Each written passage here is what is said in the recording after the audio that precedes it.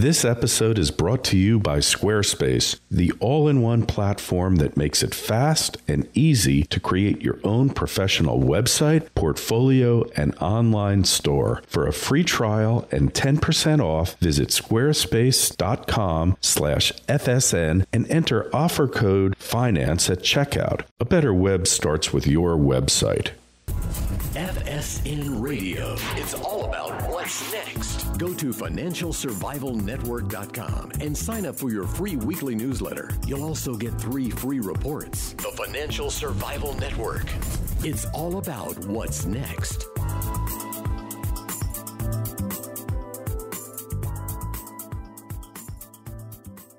And we are back on the Financial Survival Network. Of course, you're familiar with Jim Rogers, author of Street Smarts, A Gift to My Children, Hot Commodities, Adventure Capitalist, and last but not least, Investment Biker. And Jim, welcome back to the show. Oh, I'm delighted to be here, Kerry. It's nice to see you. Hey, you too. And I've been reading your latest book, Street Smarts. And one thing that really sticks out is that you're, I guess you'd say, bearish on Wall Street and the financial industry. And, you know, I guess your reasons are pretty obvious, but why don't you just tell us, where's the bearishness coming from? Sure. You go back and you look at history. It's a pretty simple thing to do. I have found that we've had long periods when the financial types were in charge, were the masters of the universe, and we've had followed by long periods when people who produced real goods were in charge, and then followed by periods when the financial types were in charge again. When I went to Wall Street in the 60s, I mean, nobody went there. It was a backwater. It was a wasteland. 3 million shares was a big day on the New York Stock Exchange when I went there. Then, of course, along came the 80s, 90s. We had a 30-year bull market in finance. And everybody. In 1958, only 5,000 people got MBAs in the United States, and nobody in the rest of the world. Last year, over 200,000 people in the U.S. got MBAs, thousands more in the rest of the world. We've got a gigantic glut of competition now at a time when there's a lot of leverage in the financial community. I mean, in the old days, nobody had any leverage. All the Wall Street firms were partnerships, and they certainly didn't take on big leverage. Even the banks didn't have big leverage. And of course now, unfortunately, Kerry, as you know, politicians and the public is really down. They're all down on financial types. They're constantly passing laws and regulations and taxes because nobody likes successful bankers at the moment. Politicians got to have somebody to blame. So they blame you and me and all the rest of us. So unfortunately, finance is not going to be a great place to be for the next decade or 2 or 3. It won't last forever. We'll go through a bad patch like we did in the 50s, 60s, and 70s. But then our day will come again. Unfortunately, I probably won't be around when our day comes again, but other people will take the benefit.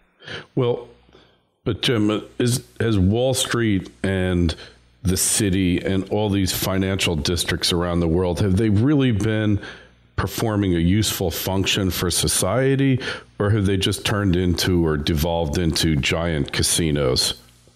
Well, that's one reason. That's what the politicians and the public is certainly saying at the moment. They weren't saying that in the 90s when stocks were going through the roof and everybody's 401k plan was exploding. No, they weren't saying that at all. That's for you and everybody listening to this program to decide. I happen to think that raising capital is good for the world. Many entrepreneurs would answer that question by saying, oh, gosh, Kerry, I wouldn't be in business if somebody hadn't raised capital for me and helped me.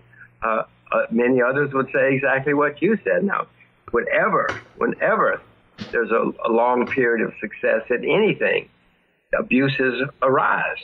Doesn't matter whether it's farming or home building or whatever it happens, art, whatever it happens to be. Abuses arise, and certainly we've had plenty of abuses in the financial community in the past few years. Well, we kind of go back to the last Bush administration, and we had Enron, we had MCI, and then they passed this thing, Sarbanes-Oxley, a.k.a. Sarbox, which basically made it impossible for smaller companies to go public without the most onerous hurdles to be overcome. And it really changed the American dream substantially, because smaller companies, unless you attained the status of a Facebook or a Twitter, just couldn't take their companies public anymore. And that left them the only chance really of monetizing their companies, of just really success, was to get bought out by bigger companies. And something changed at that point, didn't it? Well, yes, as I said, we had a reaction just, in the 30s. Politicians had big reactions to what had happened in the 20s and passed all sorts of rules and regulations. I'm not getting into whether they were good or bad. I'm just saying that's what happened, and that's what's happened. That's part of the point I was making. In America, I hate to say it, I'm an American taxpayer and voter and citizen like you, but we're shooting ourselves in the foot. Sarbanes-Oxley means it's very difficult, if not impossible, for some people to raise capital. Many people are raising capital abroad now because it is so difficult in the U.S. And the guys in Washington keep passing more and more onerous regulations and taxes, which is, in the 90s, nearly all big IPOs were done in the U.S. Now, nearly all big IPOs are done outside the U.S. because of all of these rules and regulations which we have, which other people do not have. Hey, and another question. So when you went to Wall Street, all of these big firms were partnerships, and the individual partners literally risked their capital every day. Now, all of these big banks are all publicly traded companies. Do you think that that's a negative that they're all publicly traded, or is it just unavoidable? Well, it's part of the evolution. As I said before, whenever you have a long period of success at anything, changes come and people look for better ways or more efficient ways or easier ways to make money. And that is what's happened to the banking system in the United States and the investment banking system in the United States. Is it good or bad? Who am I to judge? We'll know. We certainly had many excesses. You didn't have nearly as many Wall Street investment banks getting into trouble in the 60s and 70s as you did and you had some, but not many, as you did in the last decade or two. Lehman Brothers been around for over 150 years. Bear Stearns been around for over 80 years. Merrill Lynch suddenly disappeared, got scooped up by somebody. Merrill Lynch was the largest stockbroker in the world and the largest investment banker in the world 15 or 20 years ago.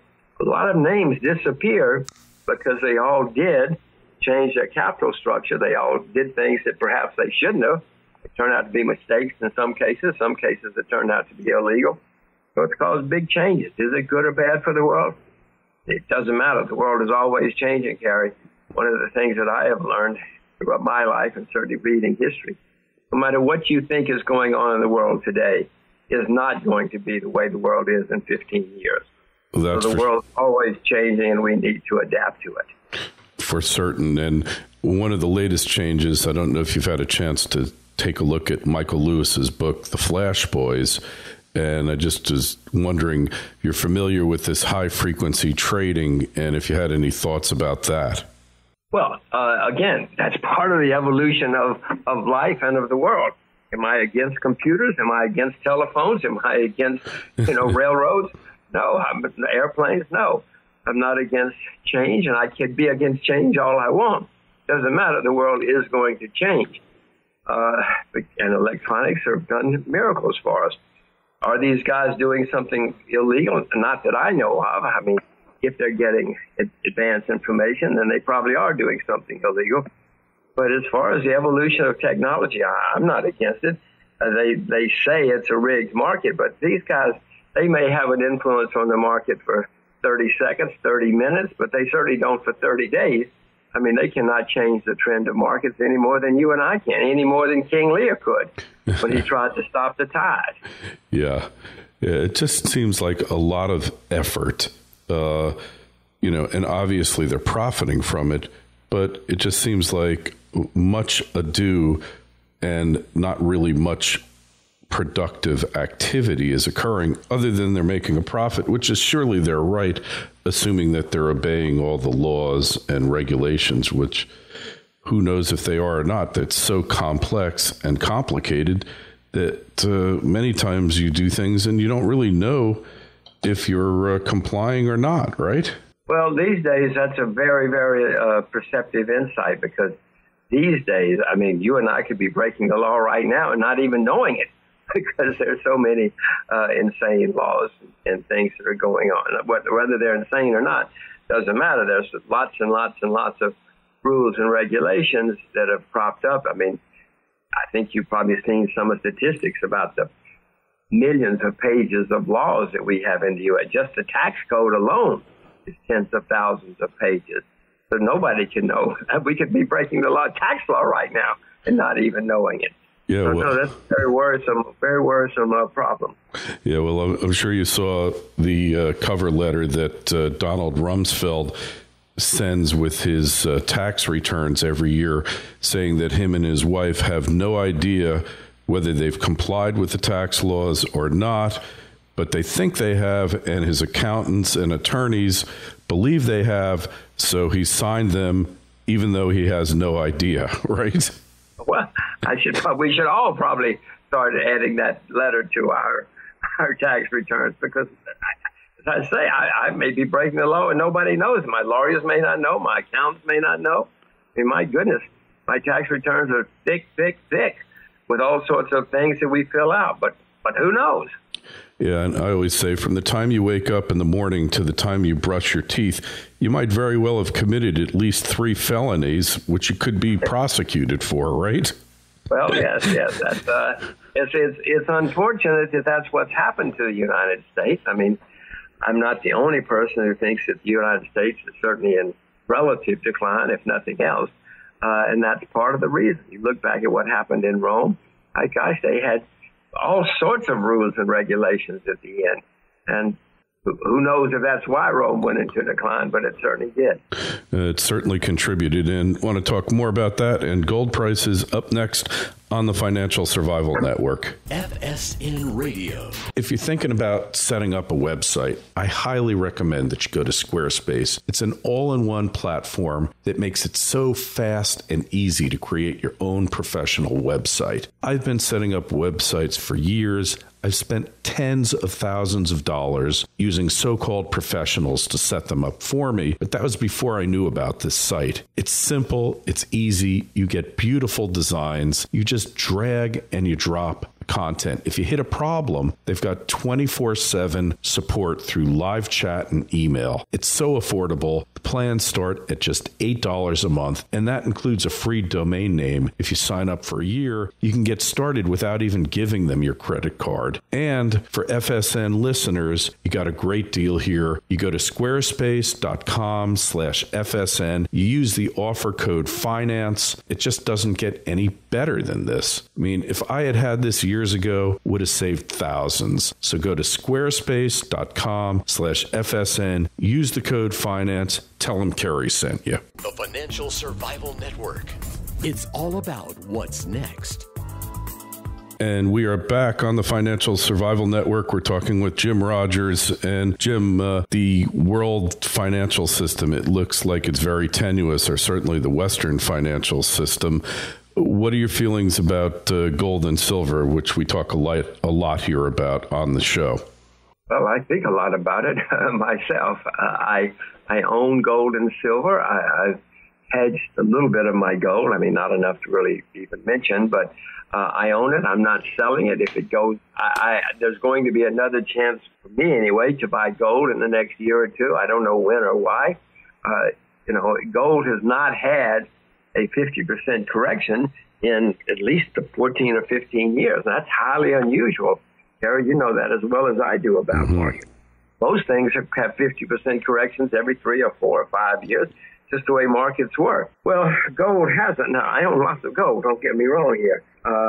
But something has been unusual in the gold market. I hope that there's a chance for me to buy more gold, because I expect gold to go up a great deal over the next decade or two. The world's got enormous problems, money printing, inflation, wars likely, financial turmoil, in fact, possibly even financial chaos. So I certainly own gold, want to buy more and will buy more. Now, Kerry, if gold goes down 50% from its high, that would be $960 an ounce. This is not a prediction. I'm just saying if it did what many things do in markets, that would be $960. I hope I would be smart enough to buy a lot. But, Kerry, if America goes to war with Iran, I'll be buying at $1,600 and glad to get it. I'll be pleased to get it at $1,600 if some strange things happen in the world. A lot of people are wondering about silver. They think it might go down to $15 an ounce, or they think it might go up to $100. Is the situation for silver similar to gold, or has silver seen its day, or what? Well, yes, no. In my view, has it seen its day? No, I don't think silver has seen its day. I own a lot of silver too. My thoughts are the same, because normally gold and silver, but they don't move tick by tick or day by day, but more or less in general they move together. I own silver and I own gold, and my what I said about gold applies. If silver goes down a lot, and by the way, silver at the moment on a historic basis is cheaper than gold. I mean, it's down over 60% from its all-time high. Gold is not. So if I had to buy one today, I would buy silver. I'm not buying either today, but I would certainly buy silver today instead, because it's come down more. Mm-hmm. Then we go to energy. Looking at oil, natural gas, the two, with the geopolitical situation as tenuous as it is today, what's your feeling there? Well, I wouldn't. The surprise is going to be how high the price of oil and natural, how high the price of energy stays and how high it goes. Known reserves of oil are declining all over the world. There's been no major gigantic elephant field discovered in decades, and except for things like shale oil, which may or may not help solve our problem, and shale gas. So we're running out of known reserves of oil and gas, and so I wouldn't sell oil and gas or any kind of energy, certainly not oil and gas, because you astutely point out that there are all sorts of geopolitical risk on the horizon. But even without that, the supply-demand situation is such that we're going to need more energy over the next decade or two. Yeah, and in your book, I love the part where you're talking about, you go around to oil fields around the country and everybody's burning off natural gas like there's an unlimited supply of it, and everybody, the guy is telling you what a lousy business natural gas is. Don't invest in it. And you're buying with two hands. Well, that was a light bulb moment for me. Yes, it was the CEO.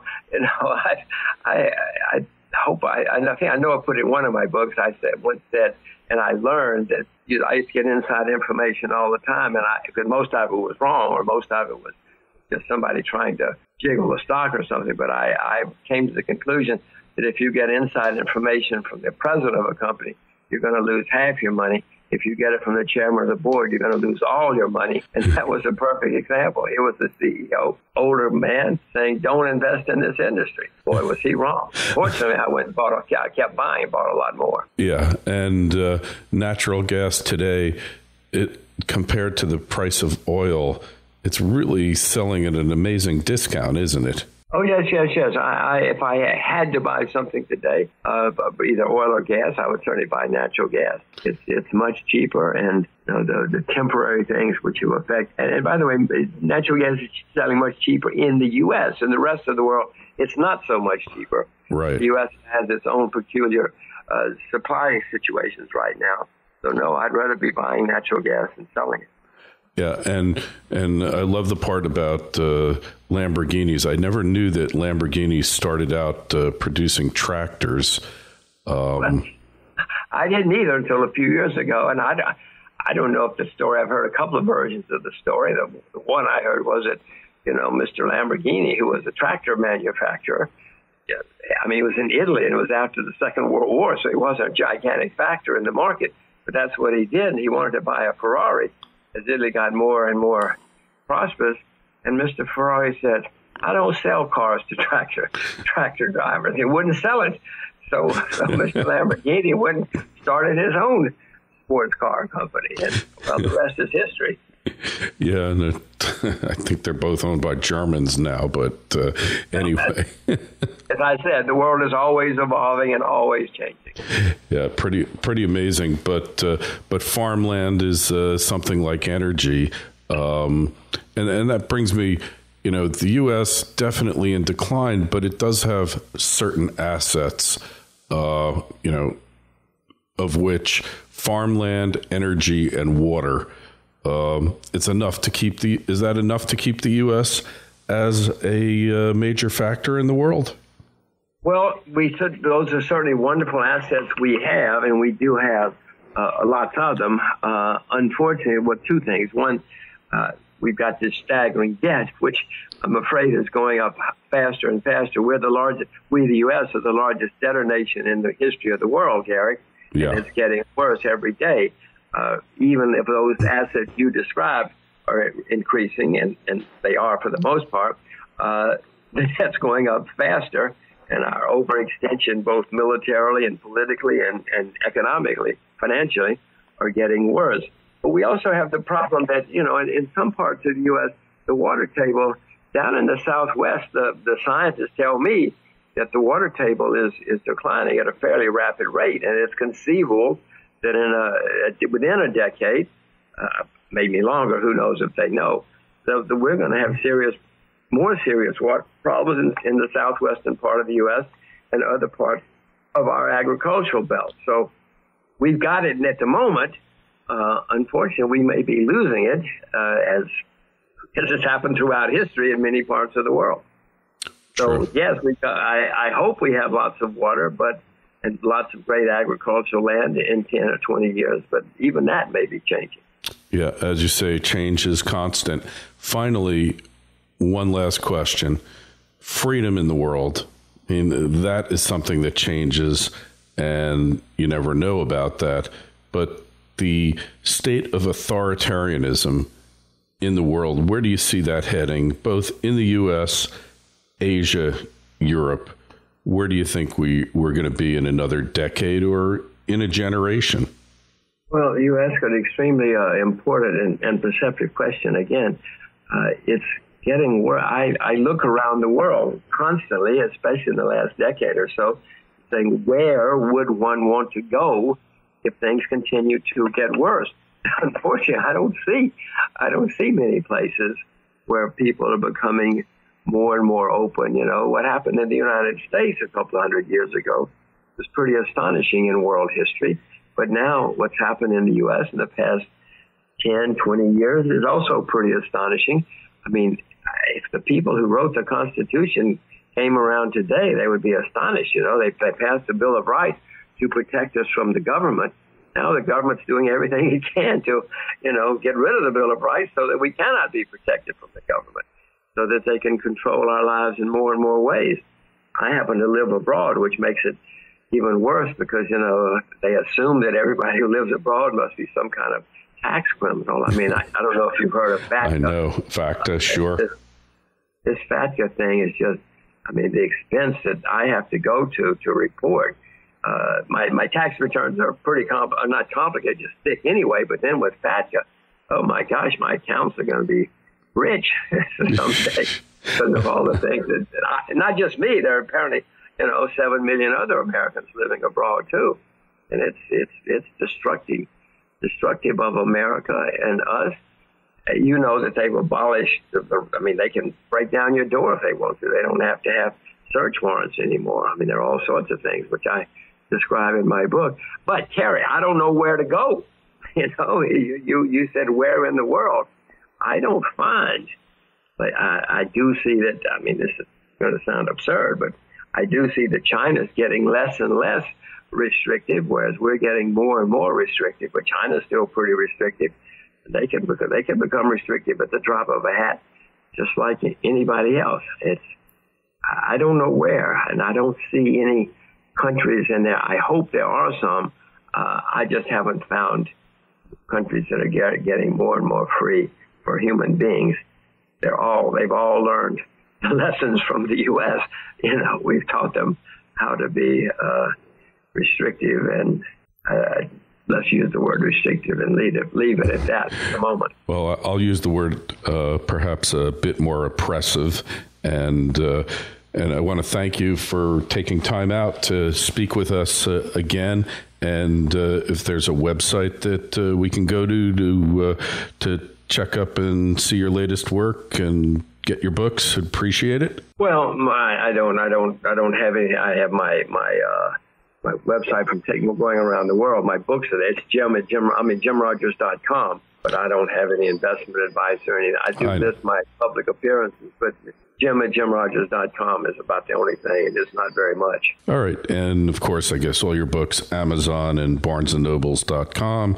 And we've got links on the site. Thanks so much for being on, and great luck. And we'll talk with you again soon. Let's do it again, Kerry. Thank you. Bye-bye. FSN Radio. It's all about what's next. Go to FinancialSurvivalNetwork.com and sign up for your free weekly newsletter. You'll also get 3 free reports. The Financial Survival Network. It's all about what's next.